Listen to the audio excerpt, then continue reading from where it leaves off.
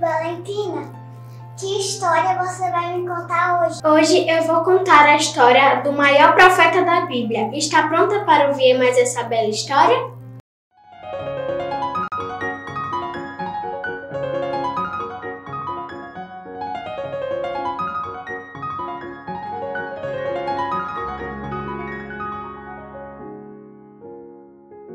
Antes de começar a história de hoje, quero informar aos pais e às crianças que temos muitas outras histórias infantis aqui no nosso canal.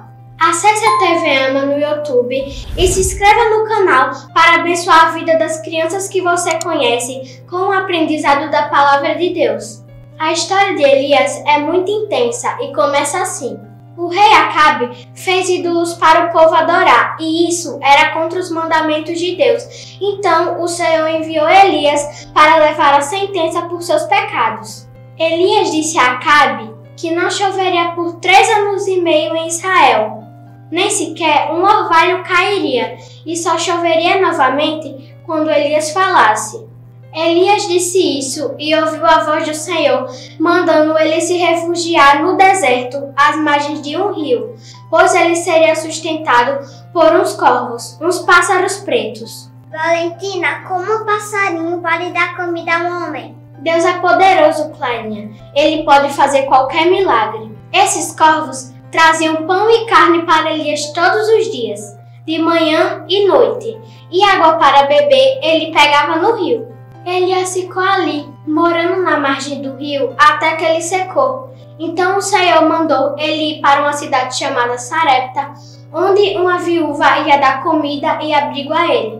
Valentina, a casa dessa viúva era grande? Ela era rica? Não, Clarinha, quase todas as viúvas eram pobrezinhas, mas Deus só nos ensina assim. Ele mandou Elias para o deserto para mostrar que ele providencia tudo do nada.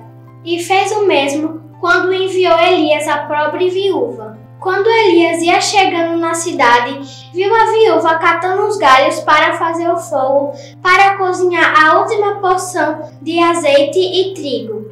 Ela ia comer a última porção com seu filho e ia esperar a morte chegar, pois não chovia na cidade há muito tempo e as plantas não produziam mais a comida. Mas Elias disse a ela: "Confie em mim, faça primeiro o bolinho para mim e depois para você e para o seu filho." Porque Deus disse: "A farinha da panela não se acabará e o azeite da botija não faltará até o dia que eu enviar a chuva novamente." A viúva teve fé e fez como Elias tinha dito, e jamais faltou farinha e azeite, como o Senhor tinha dito. Valentina, Elias morou com a viúva até ficar bem velhinho? Não, era até completar os 3 anos e meio.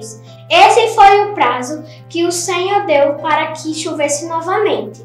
Antes de acabar o prazo, o menino da viúva adoeceu e morreu. Elias orou ao Senhor para que o menino ressuscitasse. O Senhor ouviu e o menino reviveu. Elias foi um canal de bênção na vida daquela pobre viúva. Mas havia chegado a hora de partir. Elias tinha que terminar aquilo que começou com o rei Acabe, o rei de Israel. Elias ia dizer ao rei que a chuva voltaria? Muito bem, Clarinha, era exatamente isso que ele iria fazer. Quando Elias retornou, a fome era muito grande na nação de Israel. Quando o rei Acabe encontrou Elias, chamou ele de perturbador de Israel, culpando ele pela seca. Mas Elias respondeu ao rei: "Culpado é você e sua família real, que abandonou os mandamentos de Deus para seguir a Baal." Então Elias desafiou Acabe e a sua mulher, a rainha Jezabel, que perseguia e matava os profetas de Deus. Ela era a sacerdotisa de Baal e tinha se transformado na maior inimiga da verdade. Elias marcou o encontro no Monte Carmelo.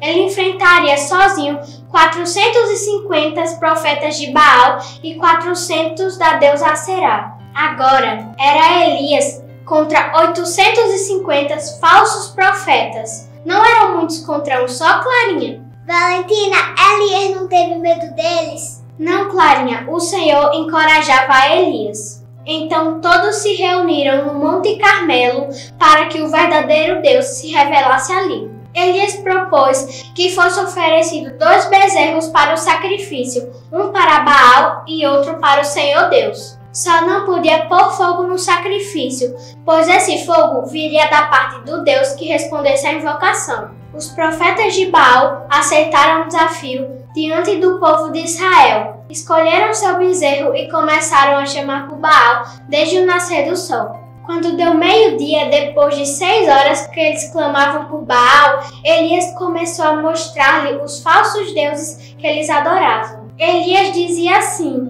gritem mais alto, pode ser que ele esteja conversando com alguém, viajando ou até mesmo dormindo. Os profetas de Baal clamavam e diziam: ah, Baal, nos responde, mas nenhuma voz respondia e nada acontecia. Então começaram a clamar em alta voz e se cortarem e derramarem o sangue sobre si, mas nenhuma manifestação de Baal. Foi até 15 horas da tarde, 9 horas de cerimônia e nada acontecia. Esse tempo todo e Elias esperando? Exatamente, Clarinha. Isso era para que eles soubessem a diferença de um falso Deus para um Deus verdadeiro. Eles não poderiam ter a desculpa que não tiveram tempo.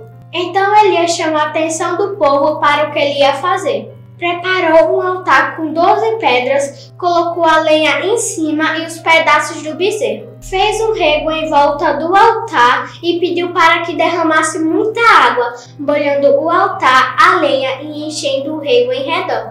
Então Elias orou ao Senhor, pedindo que ele se manifestasse como Deus de Israel e confirmasse que ele era seu servo. Imediatamente desceu fogo do céu e consumiu tudo. O fogo fez desaparecer o bezerro, a lenha molhada, as pedras do altar, lambeu a água do rego, até o pó da terra foi consumido.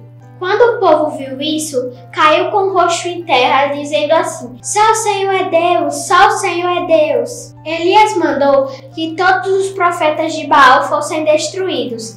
Também mandou que o rei voltasse para o palácio, comesse e bebesse, pois a chuva estava vindo. Eles já estavam vendo a chuva vindo? Estava assim. Choveu muito forte sobre Israel. Gostou da história de Elias? Eu gostei muito. Queria que todas as crianças assistissem essa história. Vamos pedir aos pais e às crianças que compartilhem com todos essa bela história. Compartilhe e curta nossos vídeos. Até a próxima!